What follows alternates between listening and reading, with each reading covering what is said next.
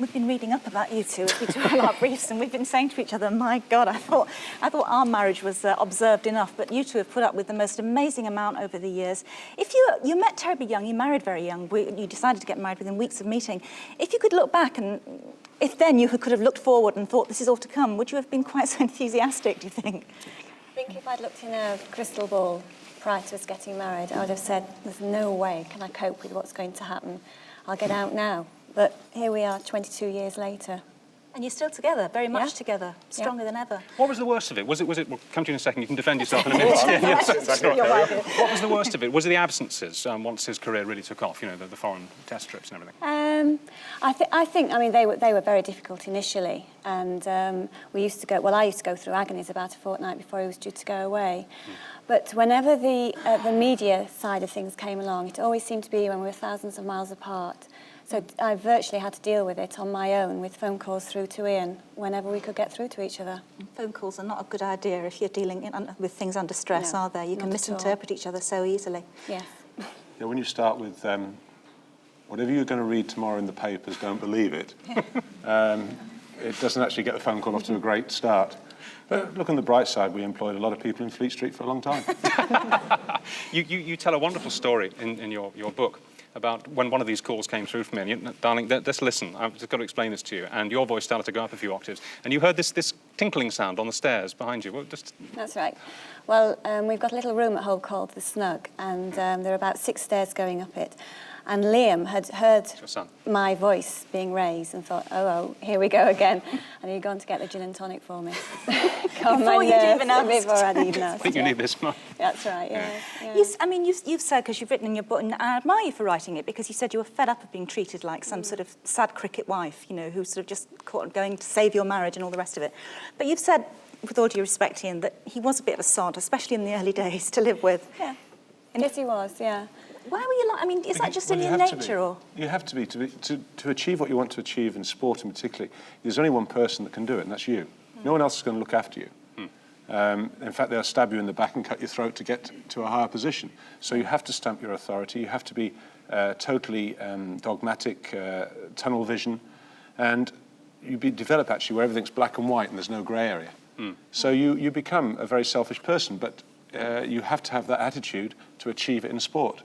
And everyone that I've met that's been at the top in sport has had that same quality or fault, whichever way you look at it. But is there another way of playing it? I mean, looking back, would you say now, well, maybe I was a bit too committed to the job, you know, to the career. Maybe I could have spent more time at home. Maybe I could have spent less time talking about cricket at home. Do you think that's true, or is it inevitable?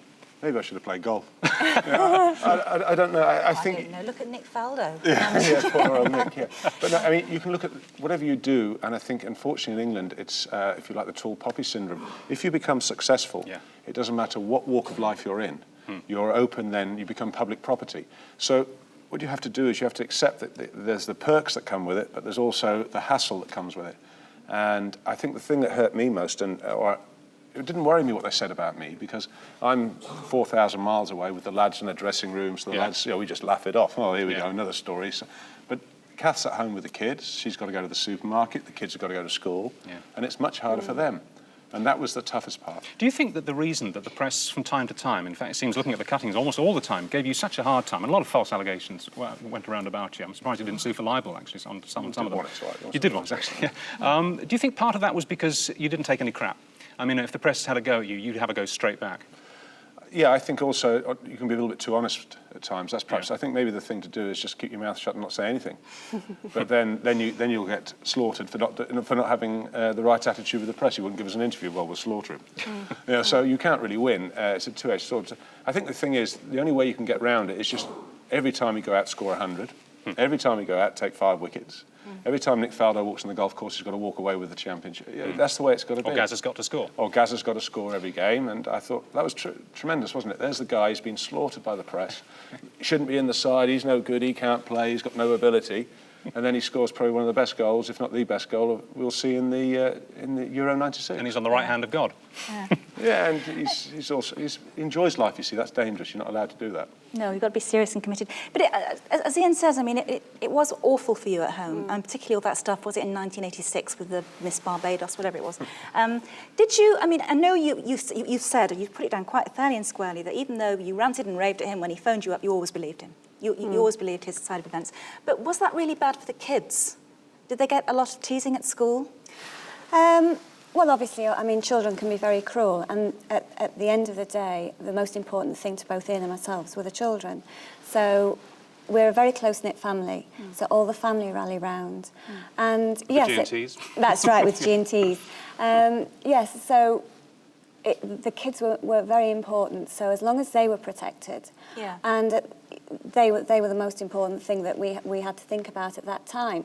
Once they were taken care of, then Ian and myself, I mean, whilst the events were going on, we coped. I found it difficult afterwards when everything had died down, life had got back to normal. Because you'd got used to living under intense stress. That's right. Then I found it hurt me more then. I have to say that it's actually, people may not know this, it was a pizza, wasn't it, that saved your marriage in the end? Because just very quickly summarise, the Barbados thing, Miss Barbados spent the night with you, you said that was rubbish, but she had gone to the room and you'd done a bit of, what was it, pot?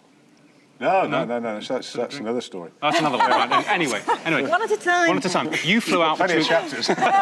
You flew out to be with them. Horrendous row. You came back after storming out, you know, with a skinful, and you woke up in the morning. And what was it you saw? Well, what had happened was that I'd gone back to the room and I'd ordered a pizza. We were going to have a quiet night in, and something had happened to do with the whole situation, which I'd been coping with extremely well. But just one of those little things. Somebody said something, and it just all went wrong, and he had enough, and he was trying to play cricket as well, and I think we both got to the stage where we just couldn't cope because there was intense media pressure over in Antigua where we were. Every front page. That's right. And he walked into the room eventually, and he just lost his rag, and it's huge, enormous pizza it was called. He just got the box and he, like a frisbee, round the room. And as it went round, it just deposited mushrooms and cheese, mozzarella cheese all over. So I thought, well, do you remember any of this? And then he disappeared as soon as that had happened, and tripped over a lamp and everything that went smashing to the floor. Just a scene of devastation. So we got some friends in to help tidy up. I don't know, somebody went off to calm Ian down. In the morning, about 6 o'clock in the morning, I woke up thinking, you know, what on earth is going to happen to us? How are we going to cope?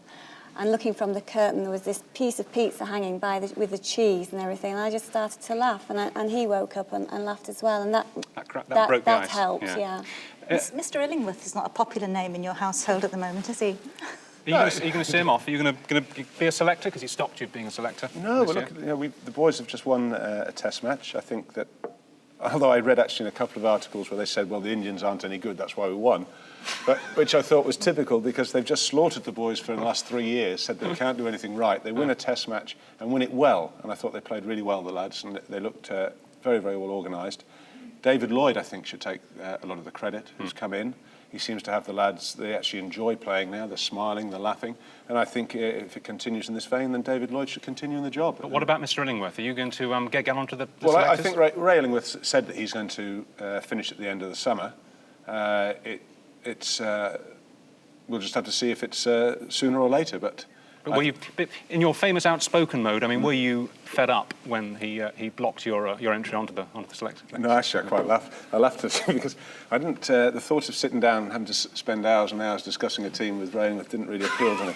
So, but no, I think that we have some things in common. We have a lot of things where we differ, and the thing that I think is most important to me is that the team, in any sport, if you don't enjoy playing it, then you're not going to win.